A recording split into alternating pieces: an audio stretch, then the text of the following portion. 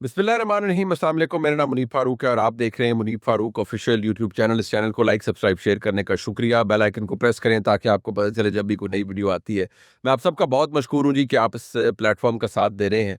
इस वक्त जो अल्लाह ताला का करम और फजल है पाकिस्तान के ऊपर, और पूरी दुनिया के अंदर पाकिस्तान का नाम इस वक्त जाना जा रहा है। आप ये देखिए कि वो तनाज़ात जो कि 25 रोज़ से जारी है, ईरान के खिलाफ अमेरिका और इजराइल की जारियत 25 रोज़ से जारी है, और उसमें एक जो 5 दिन का तात्तुल आया है, उस हवाले से पाकिस्तान का किरदार क्या रहा है, पाकिस्तान ने इसके अंदर बहुत अहमियत हासिल की है। अगर आप फ्रैंकली देखें तो जो दुनिया के इस वक्त इंटरनेशनल पब्लिकेशंस हैं, उनके अंदर क्या कहा जा रहा है इस हवाले से, और इसकी ज़रूरत क्यों पेश आ रही है, पाकिस्तान को ये अहमियत क्यों हासिल हो रही है। तकरीबन 6 डिमांड्स ऐसी हैं जो कि ईरान की जानिब से दी गई हैं, और कुछ डिमांड्स ऐसी हैं जो कि अमेरिका की जानिब से दी गई हैं कि तनाज़ा जल्दी हल होता है या नहीं होता। लेकिन जो पाकिस्तान की पोजीशन है, वो इस वक्त दुनिया के सामने है, और इसकी वजह क्या है। अगर आप पिछले साल जून 2025 को देखिए, तो उसमें जब पाकिस्तान के फील्ड मार्शल सैयद आसिम मुनीर की पहली मुलाकात अमेरिकी सदर डोनाल्ड ट्रंप से हुई, तो उस मुलाकात के बाद उसमें भी पाकिस्तान के फील्ड मार्शल ने यही मशवरा दिया कि अमेरिका की ईरान के साथ तनाज़ा या जंग नहीं होनी चाहिए। और उस मुलाकात के बाद जो पहला रिएक्शन था, यानी पहली मुलाकात जो फील्ड मार्शल सैयद आसिम मुनीर के साथ अमेरिकी सदर ट्रंप की हुई, जो पहला रिएक्शन था अमेरिकी सदर का आसिम मुनीर साहब से मुलाकात के बाद, वो क्या था, जरा सुन लीजिए। In your meeting today with the Chief of Staff of the Pakistani Army, did you talk about Iran? Did that come up? Is there anything you can share from that meeting? Yeah, well, they know Iran very well, better than most. ये सुनने के बाद आपको अंदाजा इस बात का होगा कि न सिर्फ वो पाकिस्तान के फील्ड मार्शल के मोतरफ थे कि वो बहुत दलेर और करेजियस जर्नल हैं, बल्कि ये भी कहा उन्होंने कि ईरान को वो बाकियों से ज़्यादा समझते हैं। उसके बाद मुतअद्दिद मकामात ऐसे थे जहां पर पाकिस्तान के फील्ड मार्शल और पाकिस्तान के वज़ीर आज़म की अमेरिकी सदर डोनाल्ड ट्रंप तारीफ करते नजर आए, और उन्होंने कहा कि पाकिस्तान के फील्ड मार्शल बहुत ज़बरदस्त हैं, बड़े फेवरेट जनरल हैं उनके, और पाकिस्तान के वज़ीर आज़म की लीडरशिप जो है यह बड़ी ब्रेव लीडरशिप है, और इन्होंने बड़ा ज़बरदस्त इनका कॉन्डक्ट है। मुतअद्दिद जगह पर जो तारीफ़ें करते रहे वो भी सुन लीजिए। Prime Minister Sharif of Pakistan, and also I have to say my favorite field marshal from Pakistan, who's not here, but the Prime Minister is here, and you're going to give his regards. Where are you? There you go. Thank you very much. Prime Minister Sharif, I like this man, of Pakistan, because there was some fighting going on when I got to know him, and your field marshal, general, great general, great field marshal, a great guy. And I got to meet the Prime Minister, and I got to like them, the Prime Minister, the field marshal, who's a tough man, a tough, good fighter, right? Good, serious fighter. I like good fighters, actually. अब इस वक्त सूरत हाल ये है कि एक शोक का समा है उन लोगों के अंदर जो बदकिस्मती से उस इज्जत को जो पाकिस्तान को मिल रही है उसको भी एक्नॉलेज नहीं करते, बल्कि बैन करते हुए नजर आएंगे। यानी अगर पाकिस्तान का कोई किरदार इस तनाज़े के हल में है या हो सकता है, या पाकिस्तान की एफर्ट्स मौजूद हैं, तो पहले तो वो नेसेयर्स होंगे कि नहीं नहीं, कभी कहेंगे ईरान के साथ पाकिस्तान ने बुरा कर दिया, जब वो झूठा साबित हो गया फिर कहेंगे सऊदी अरब और ईरान के बीच में आप कहाँ जाएंगे। पाकिस्तान ने बेहतरीन डिप्लोमेसी दिखाई है। वो लोग जो कि माउथ पीस बने हुए हैं बहुत से दीगर लोगों के, बदकिस्मती से अब उनको भी एक्नॉलेज करना पड़ रहा है कि पाकिस्तान की जो डिप्लोमेसी थी वो मास्टर क्लास है। पाकिस्तान ने एक म्यूचुअल डिफेंस एग्रीमेंट के अंदर मौजूद है, सऊदी अरेबिया से बेहतरीन ताल्लुकात एक्सरसाइज कर रहा है। पाकिस्तान ईरान जिस पर हमला अमेरिका करता है, ईरान से इज्जत पाकिस्तान के हिस्से में आती है, पाकिस्तान का शुक्रिया अदा किया जाता है, पाकिस्तान के हक में नारे बुलंद किए जाते हैं तशक्कुर के। जो हमला कर रहा है यानी अमेरिका, उसके साथ पाकिस्तान के जो डिप्लोमेटिक ताल्लुकात हैं वो माजी से कहीं बेहतर हैं, और पाकिस्तान की राय को अहमियत हासिल हो रही है। दुनिया के अंदर जो इंटरनेशनल पब्लिकेशंस हैं वो क्या कह रहे हैं, जरा गौर से सुनिए। फाइनेंशियल टाइम्स, उसकी हेडलाइन आती है, Pakistan steps up as a go between in Trump's Iran crisis. Economic Times, Pakistan pitches mediator role in US-Israel-Iran war.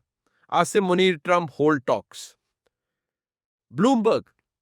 Pakistan seeks to mediate peace talks with US, Iran in Islamabad. Axios. Turkey, Egypt, Pakistan mediating between US and Iran. CNN. How Trump suddenly embraced the idea of talking with Iran. There is even a proposal for Pakistan to host a meeting between the US and Iran later this week, which Vice President J.D. Vance could attend, two sources said. CNN has reached out to Vance's office. तुर्की का जो news outlet है वो कह रहे हैं Pakistan moves to mediate US Iran talks as Trump sets 5-day window. Pakistan को दुनिया अहमियत दे रही है, दुनिया एक्नॉलेज कर रही है, और पाकिस्तान ने एक बड़ा कलीदी किरदार इसके अंदर अदा किया है जो सबके सामने है और किसी से ढका छुपा नहीं है। लेकिन बदकिस्मती से पाकिस्तान के अंदर जो नेसेयर्स हैं, जिन्हें मैं कहता हूं कि जो इस बात पर सिर्फ खफा है कि इमरान खान साहब इक्तदार में नहीं है। भाई इमरान खान साहब अगर इक्तदार में हों भी तो जाहिर बात है, मैं तो किसी को डाउट नहीं करूंगा, उनकी कोशिश भी यही होगी कि पाकिस्तान की पोजीशन या पाकिस्तान की जो स्टैचर है उसमें इजाफा हो। लेकिन बदकिस्मती से जब पाकिस्तान के अंदर वज़ीर आज़म इमरान खान थे तो पाकिस्तान के बैरूनी दुनिया के साथ ताल्लुकात अच्छे नहीं थे। किसी को अच्छा लगे बुरा लगे, ये सब बातें सबके जहनों में है। पाकिस्तान के वज़ीर आज़म उस वक्त के जब इमरान खान साहब गए और उन्होंने कहा मैं वर्ल्ड कप जीत कर आया हूं, तो क्या हासिल कर लिया था वर्ल्ड कप जीतने से? उसके बाद इंडिया ने जो पांव के नीचे से जमीन खींच ली, मकबूजा कश्मीर का स्टेटस ही तब्दील कर दिया, तो हमने क्या कर दिया? आज अगर पाकिस्तान के लिए कुछ बेहतर हो रहा है तो हम उसको मानने के लिए तैयार नहीं है। बहुत से लोग उसे मानने के लिए तैयार नहीं है, इसलिए क्योंकि उससे सियासी फायदा नहीं हासिल होता। उससे जो हमारा सियासी बयानिया है लोगों का, उसको वो तकवीयत नहीं मिलती। आप सिर्फ इस बात का अंदाजा करें कि आज पहले तो ये न्यूज आउटलेट्स बातें कर रहे थे, पाकिस्तान के वजीर आजम ने कुछ देर पहले ये ट्वीट की है जिसमें उन्होंने ये लिखा है कि Pakistan welcomes and fully supports ongoing efforts to pursue dialogue to end the war in Middle East in the interest of peace and stability in region and beyond, subject to concurrence by the US and Iran, Pakistan stands ready and honored to be the host to facilitate meaningful and conclusive talks for a comprehensive settlement of the ongoing conflict.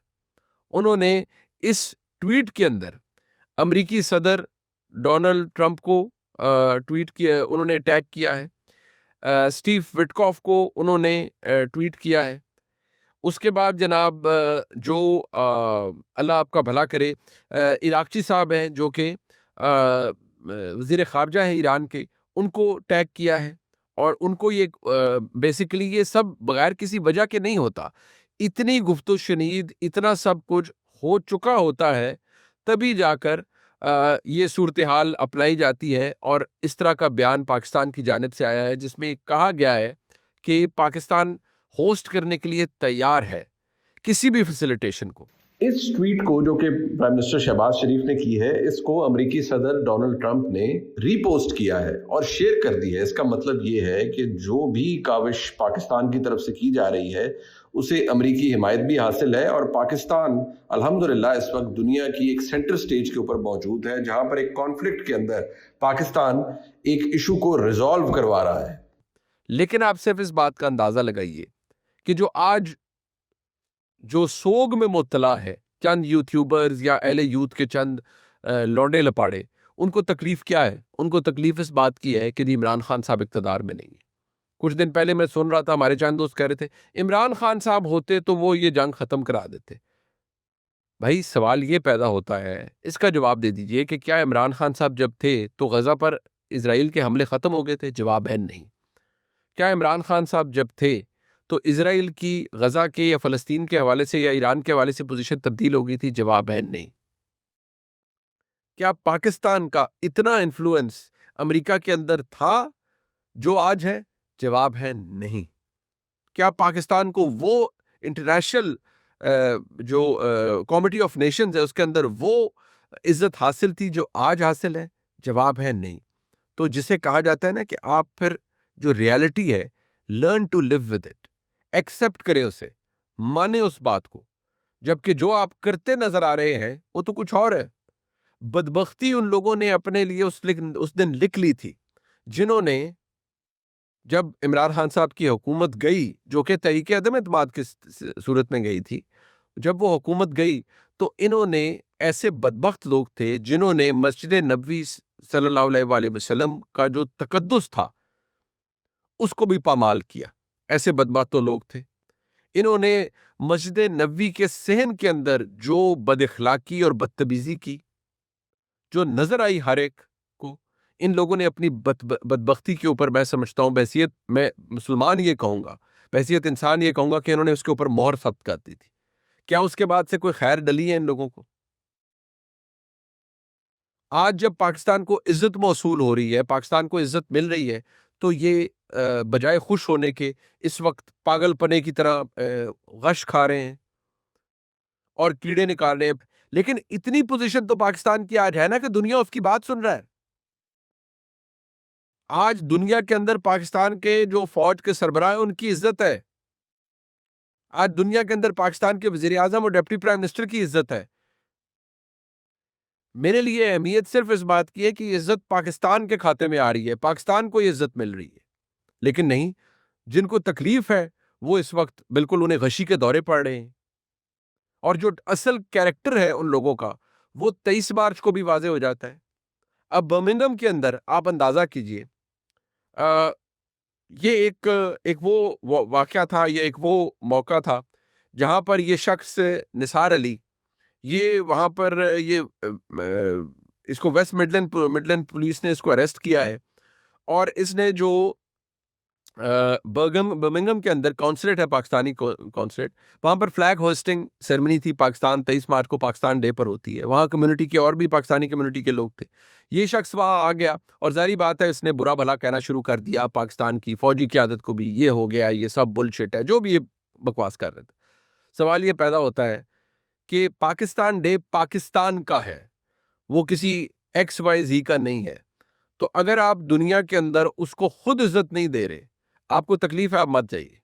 अगर वहां पर Pakistani community मौजूद है और वो आपको रोक रहे हैं कि भाई ये काउंसलेट के प्रेमिसेस है, आप यहाँ आके बदतमीजी मत कीजिए, दुनिया को तमाशा मत दिखाइए। आप आते हैं, एक लड़ाई होती है और आपने देखा इसके अंदर नजर आ रहा है किस तरह इस शख्स ने हाथ उठाया और वहाँ के जो एक और रहनुमा है, कम्युनिटी लीडर हैं सरदार साहब, उनको इसने ज़ख्मी किया है। और ये इनका नाम है जी मिस्टर सरदार, इनको ज़ख्मी किया है बर्मिंघम के अंदर। और इस नासिर अली को तो अरेस्ट कर लिया गया है। इसका ताल्लुक दीना, ये एक छोटी सी, एक आप इसे यही कह सकते हैं कि एक छोटा सा कस्बा है, ये एक छोटा सा शहर है जेलम के पास, जेलम और सोआवा के बीच में, वहाँ का ये रिहायशी है। और वही वाली बात है कि क्योंकि आप इंग्लैंड में हैं तो बस जी मुझे राइट है, ये मेरा राइट है कि मैं जाके अपने मुल्क को बुरा भला कहना शुरू कर दूं, बकवास करना शुरू कर दूं, ये राइट है। और ये वो राइट एक्सरसाइज कर रहे हैं। ये टोटल कैरेक्टर है इन लोगों का कि ये एक्नॉलेज नहीं करना कि पाकिस्तान को कोई इज्जत मिल रही है या पाकिस्तान को कोई के लिए कुछ अच्छा हो रहा है। नहीं, 23 मार्च वाले दिन ये हरकत करनी है। और बहुत अच्छा हुआ, करार वाकई सजा मिलनी चाहिए कानून के तहत। एक एक फिजिकल असॉल्ट किया है इस शख्स ने, और नजर आ रहा है कि नोज इंजरी थी उनको, सरदार साहब को। लेकिन एक और बदकिस्मत बात भी थी कि जब ये शख्स कर रहा था तो दीगर वहां पर जो मौजूदीन खड़े हैं, किसी ने इसको रोका नहीं। इसे रोका जा सकता था या वो लोग 4-5 लोग इसे पकड़ सकते थे तो शायद ये इंजरी भी ना होती। लेकिन बहरहाल ये हो गई और जो सबको नजर आ रहा है वो सबके सामने हो गया। लेकिन इससे आपको सिर्फ एक बात जाहिर होगी कि ये किस लेवल पर जाकर ये नफरत और ये डिवीजन मौजूद है।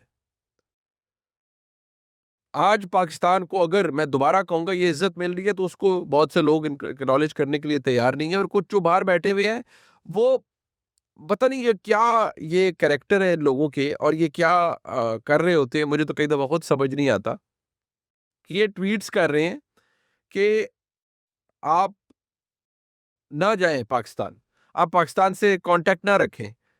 अब अगर कोई स्टीव विटकॉफ को ट्वीट कर रहा है, उनको टैग करके ट्वीट्स कर रहे हैं, और ये एक स्पेशल एनवॉय है अमेरिका के मिडल ईस्ट के लिए, वो इनको ट्वीट कर रहा है। कोई क्या कर रहा है, कोई जेडी वैंस जो अमेरिकन वाइस प्रेसिडेंट है उनको ट्वीट कर रहे हैं। तो इन लोगों का जो कैरेक्टर है वो किसी से ढका छुपा नहीं है, क्योंकि इमरान खान साहब इक़्तिदार में नहीं है। तो मेरा सवाल ये है कि जब वो इक़्तिदार में आ जाएँगे तो जो ये हरकतें आप लोगों ने की हुई हैं, क्या ये फरामोश की जा सकेंगी? क्या ये भूल सकेगा कोई? जवाब है नहीं।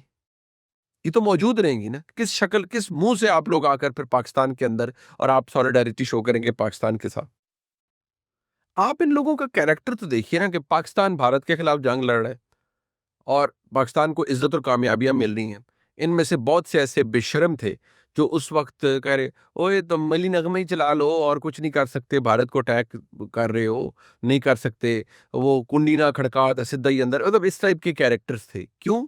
ये सिर्फ़ ये कि नहीं इमरान खान साहब इक़्तिदार में नहीं है। अफ़गानिस्तान को पाकिस्तान ने सबक सिखाया, भारत को फेंटा लगाया, ये कहाँ खड़े थे देख लीजिए। अफ़गानिस्तान को फेंटा पाकिस्तान ने किया, ये अफ़गानिस्तान के हमदर्द बन के आ गए। अगर आप ये देखिए कि इस वक़्त इस पूरे खित्ते के अंदर अगर पाकिस्तान को कोई अहमियत मिल रही है, कोई पाकिस्तान को किरदार मिल रही है, उसको मानने के लिए तैयार नहीं है। आप सिर्फ़ अंदाज़ा ये कीजिए कि फिर जब कोई ये कहे कि भई आपकी लॉयल्टीज़ किसके साथ है? क्या आप पाकिस्तान को पीछे रखते हैं और किसी एक सियासी लीडर को आगे रखते हैं? इमेजिन करें, कल यही कोई शख्स इमरान खान साहब इक़्तिदार में आ जाते हैं, किसी और जमात का, पीपल्स पार्टी, पीएमएलएन, वो कहते हैं नहीं हमारी रेड लाइन नवाज़ शरीफ साहब हैं या हमारी रेड लाइन आसिफ ज़रदारी साहब हैं या बिलावल भुट्टो साहब हैं। तो क्या ये पीटीआई वाले उसे मानेंगे? वो कहेंगे नहीं ये देखो कैसी ये तो मुल्क दुश्मन है, रेड लाइन तो पाकिस्तान है। तो भाई रेड लाइन पाकिस्तान है। इमरान खान साहब ने अभी उनके बच्चों के साथ जो बात हुई और उन्होंने कहा जी कि ये अदलिया बिक गई और अदलिया ये कर दिया, तो खान साहब को क्यों भूल जाता है कि खान साहब के लिए स्टेज सेट किसने करवाया था? बाजवा साहब ने और साकिब निसार साहब ने। उस वक्त की अदलिया कॉम्प्रोमाइज नहीं हुई थी। उस वक्त की अदलिया ने लोगों को अंदर नहीं डाला झूठे केसेस में और ऊपर मॉनिटरिंग जज बिठा के डिस्क्वालीफाई नहीं करवाया। पता नहीं ये सेलेक्टिव डिस्टॉर्शन हमारे पीटीआई के दोस्त क्यों करते हैं? इन्हें पता नहीं क्यों यही बात याद नहीं आता। वो कहते हैं ना, you live by the sword you die by the sword. बात ये है, आप जिन रास्तों पर चल के आप पहुंचते हैं किसी जगह, तो फिर आप वो रास्ते खोल देते हैं दूसरों के लिए भी, क्योंकि आप जो करें अगर वो हलाल है और कोई दूसरा करे तो वो हराम है, ये हो नहीं सकता। आज जरूरत इस बात की है कि पाकिस्तान को जो इज्जत मिल रही है आप उसको एक्नॉलेज करें, बाय पार्टिजन अप्रोच रखें कि इज्जत अहमियत पाकिस्तान की है। दुआ ये करें इसके अंदर पाकिस्तान सुरखरू हो और पाकिस्तान की, ये मैं आपको ज़रूर बता दूं कि पहले जो नेगोशिएशंस हुई हैं, नेगोशिएटर्स के भी पीठ में खंजर घोंपा गया है। पाकिस्तान को अल्लाह ताला से हम दुआ करते हैं कि ये मकाम हासिल हो कि पाकिस्तान की हुई मसालियत को एक्नॉलेज भी किया जाए और उसकी पासदारी भी की जाए। जो 6 डिमांड्स इसराइल की जो ईरान की जानिब से आई हैं, वो बड़ी सख्त डिमांड्स हैं। क्या वो मानी जा सकती हैं? जो डिमांड्स अमेरिका की जानिब से आई हैं, वो भी शायद बड़ी सख्त डिमांड्स हैं। क्या वो मुकम्मल तौर पर मानी जा सकती हैं? मिडल ग्राउंड क्या पाकिस्तान हल करने में अचीव करवा सकता है? असल बात ही है। यही चीज़ है जिसके पीछे सारी दौड़ है। ये जनाब इस वक्त की अपडेट्स हैं और ब्लॉग है, इसे लाइक, सब्सक्राइब, शेयर कीजिएगा। इंशाअल्लाह चंद घंटों पे आपसे फिर मुलाकात होती है। खुदा हाफिज़।